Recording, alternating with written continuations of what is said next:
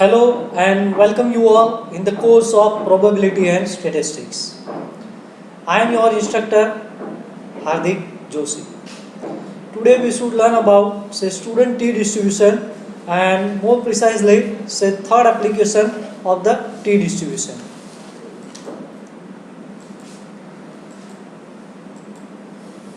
So let's start to test the equality of domains. Now we know that in T distribution, ultimately we have to check the mean. Now this Z test, T test is basically on the mean.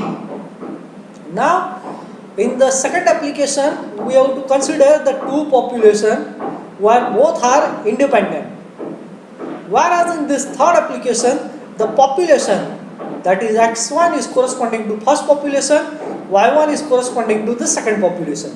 That is, the population of two populations are pair T tests. That is, both the populations are dependent. So these are the difference in the second application and third application.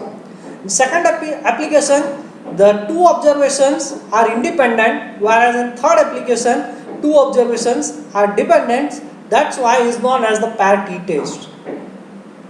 So if x1, y1, x2, y2 and so on xn, yn is a random sample of n pair. So these are the n pair, first pair, second pair, n pair. N pair observation drawn from bivariate normal populations. So we know that the T distribution follow the normal populations. Then the di is nothing but is the difference between the two population xi minus yi, where I is running from over all the populations, that is first pair, second pair, nth pair. So 1, 2 up to n. So di is a random sample drawn from the normal population. N stand for the normal population, mu stand for the mean, and sigma square stand for the variance. But this mean and variance corresponding to this di. So here this mu d is equal to mu x minus mu y, that is the mean difference between two populations. Hence the T statistics corresponding to this third application, that is pair T test, is T. Now 3 in suffix 3 stand for the third application, but sometimes it is better to just write down only T. So T is equivalent to d bar minus mu d upon s, that is standard deviation upon square root of n, where this n minus 1 is known as the degree of freedom. Now later I will discuss each and every parameter, what is d bar, what is sd, and so on. So let's start the procedure. So step number 1, let capital X and capital Y be two random sample. Definitely both are dependent, that's why it's known as the pair T test. So this both the data is corresponding to normal population. Now mu x, that is mean corresponding to x, that is first data, sigma square, that is variance in suffix x, that is corresponding to first data. Similarly, these are the normal distribution corresponding to the second population y. Let d, that is difference between the observation x minus y, then the normal distribution n, that is mu and variance. Now on the basis of this we have to frame the null hypothesis.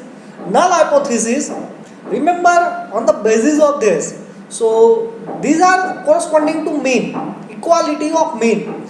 So mu x minus mu y is equal to 0. That is, we have to, if this quantity is equal to 0, that is mu x is equal to mu y. In that case, we have to say that there is no significant difference between the first mean population of x data and mean population of second data.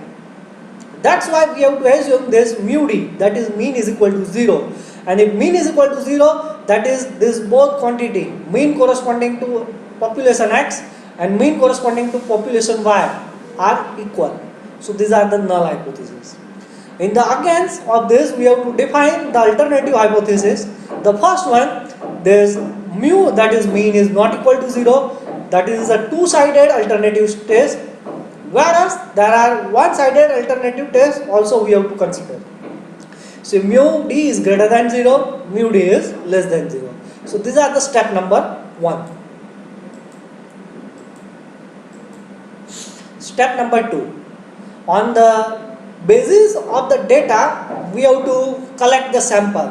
Maybe definitely it is given in the definition, that is question. So x1, x2 up to xm be a random sample, then there are total say m observation. This suffix xm denotes the total number of observation in first population. Similarly, y1, y2 up to yn, that is total n sample in the second population. Remember these two sample, that is population 1 and population 2 are dependent. Now step number 3. Before testing the hypothesis, definitely we have to identify the level of significance. It may be 1%, 5%, yeah, it may be anything else. Step number 4. Now we have to calculate the t statistics. D is equal to d bar, t is equal to d bar upon s upon square root of n on the basis of this x naught, that is null hypothesis, where this d bar is equivalent to sum of di upon n, where di is nothing but is the difference of two observations, and as this is the standard deviation which is equivalent to square root of sum of this quantity di minus d bar whole square upon n minus 1, where di is this xi minus yi and d bar, that is sum of di upon n, and n, that is total number of observation. Step number 5. We have to calculate the observed t value, that is 2t0, yeah, t0, whatever, just we have to define the t statistics. So it is same as step number 4, but in step number 5 we have to observe this value corresponding to each and every definition. Step number 6. Now we have to compare our observed t value with the experimental or tabulated t value on the basis of the hypothesis which we have to define. Is a two-sided, yeah, whether is a one-sided. Now critical value, that is tree experimental, if it is a two-sided, then it is identified by using this quantity, say t n minus 1, where n is the total number of observation and this n minus 1 represent the degree of freedom. Alpha is the level of significance, and if it is a two-sided, then we have to divide by 2. If it is a one-sided, then degree of freedom is n minus 1, but level of significance is as it is alpha. Similarly this one. And finally step number 7, on the basis of this table, we have to give our decision whether the null hypothesis is reject or not reject. If it satisfies this condition, the observed t value greater or equal to the experimental t value on two-sided test, then we have to reject the null hypothesis. If the observed t value is greater than experimental t value, one-sided, say right alternative test, so we have to give our decision, that is the null hypothesis is rejected. Similarly this one. So for better understanding of t distribution corresponding to the third application, let's see the example. So the example tells that a company gave an intensive training to its salesmen to increase the sale. A random sample of 10 salesmen was selected, and the value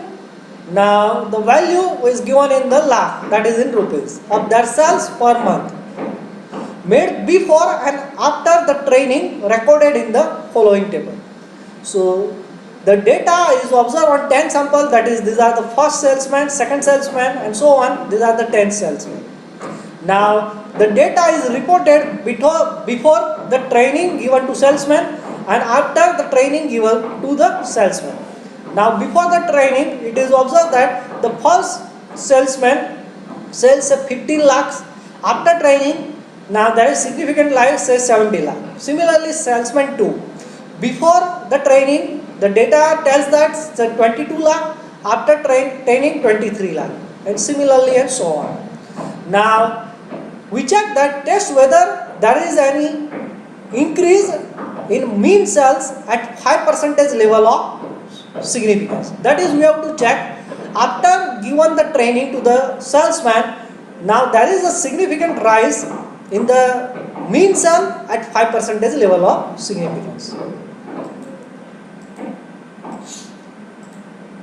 So let's start the solution. So we have to define the null hypothesis. So mu d is equal to 0. That is, we have to assume there is no significant increase in the mean cell after the training. That is, before training and after training, the cells of each and every salesman must be same.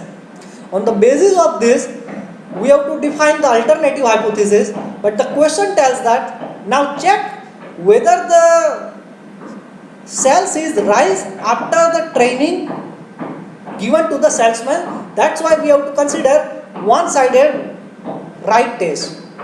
That is, there is a significant increase in the mean cells after the training. That is a one-sided alternative hypothesis.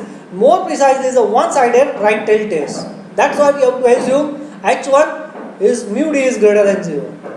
Now step number 2, gather the data.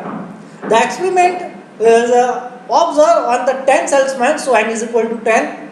Now in the question it is given, check whether the hypothesis is true or not true at the 5% level of significance. So alpha is equal to 5%. Now step number 4, we have to select the test statistics. So T is equal to D bar upon S upon square root of N. Now as per, we have to define the third application, both the population one, that is before the training and after training, both the data are dependent. That's why we have to select this third T statistics.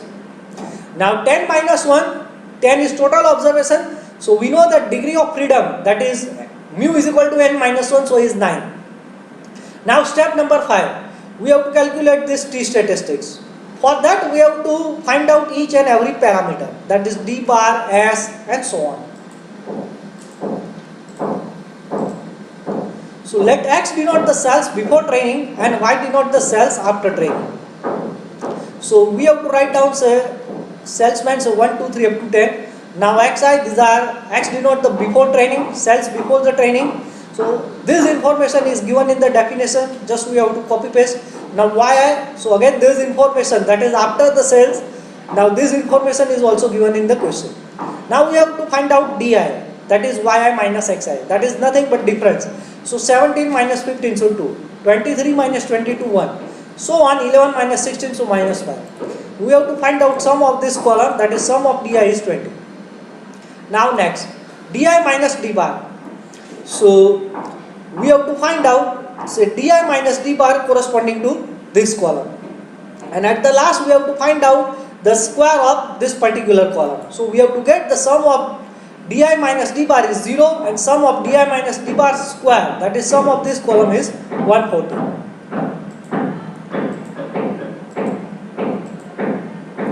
Where D bar, in the previous table we have to use the value of D bar, that D bar is nothing but is sum of Di upon N. Where sum of Di, that is 20 and total number of observation is 10. So 20 by 10, so we have to get the value of D bar is equal to 2. Now in the procedure we have to define Di is Xi minus Yi, but when we have to obtain the table we have to use Yi minus Xi is just for simplicity. Now it gives the more value is positive. So either you have to use this one, on this one it doesn't affect, because ultimately we have to take a square of this, so it doesn't matter. Now next S, standard deviation. So is equal to square root of 1 upon n minus 1 upon sum of Di minus D bar whole square. Now this can be, we have to calculate in the previous slide, so is 140, now n is 10, so 10 minus 1 is 9. So after solving this, we have to get the value of hash is 3.94. So plug in the value of hash D bar n in this observed T value, so we have to get the observed T value is approximately 1.60. So next our aim is we have to compare this observed T value with the tabulated T value. So step number 6, critical value. Now here we have to consider one-sided alternative hypothesis. Now level of significance is 5%. So the experimental T value, that is T of n minus 1 alpha, where n minus 1, these are the degree of freedom, and alpha, that is level of significance. Now degree of freedom, n is 10, so is 9. Level of significance 5%, that is 0.05. So we have to obtain this value 1.833 from the T distribution table. Now in next slide, I will show you how we can take this value from the T distribution table. For that you have to remember this degree of freedom is 9, level of significance 5%, and is a one-sided test. So see, these are the T distribution, these are one tail test, 5% level of significance, the degree of freedom is 9, so corresponding T value is 1.833. That's why we have to take this value to compare with the observed T value. So finally in step number 7, we have to give our decision whether the null hypothesis is reject or not reject on the basis of this data. So step number 7, we have to give the decision. Now these are one-sided tail test, and one-sided tail test is more precisely is a right tail test. So the rejection rule for null hypothesis is the observed T value is greater than experimental T value.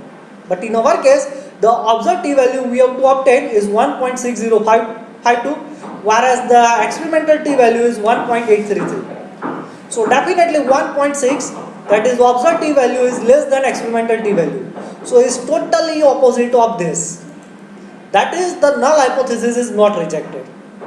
And null hypothesis is not rejected, so we have to give our decision. Hence there is no evidence that the mean cells has increased after the training. So thank you so much for paying your attention.